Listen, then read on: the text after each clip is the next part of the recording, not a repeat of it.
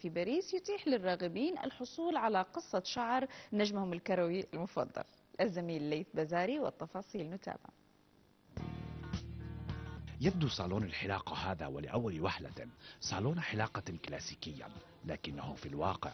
أول صالون حلاقة في فرنسا للمعجبين بقصات شعر لاعبي كرة القدم، إذ يأتي الزبون إلى هذا المكان حاملا صورة لاعبه المفضل، ثم يطلب إلى الحلاق باربرجي أن يسرح شعره تماما كتسريحة هذا اللاعب، ظاهرة انتشرت فرنسيا إبان مباريات كأس العالم في البرازيل هذا العام، إذ لا يدور النقاش بين الشبان الفرنسيين حول طريقة لعب محترفي كرة القدم فحسب، بل أيضا عن تسريحة شعرهم والألوان التي يستخدمونها في تغيير مظهرهم.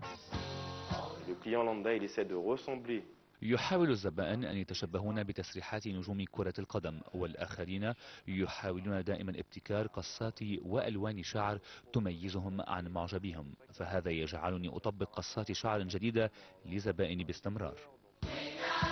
وبالرغم من أن صالون الحلاقة يقع في أحد الأحياء الشعبية غير البعيدة عن ملعب ستاد دي فرانس لكرة القدم الشهير، إلا أن الحرفية جعلته عنوانا لكرة القدم بطريقة أخرى، إذ يقصده الزبائن من مناطق عدة في باريس وكذلك من بعض المدن الفرنسية لتسريحاته المميزة المستوحاة من تصفيفات لاعبيهم المفضلين.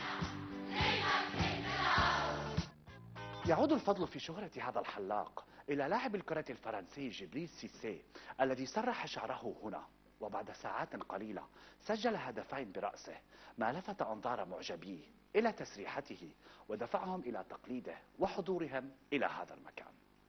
ليث بزاري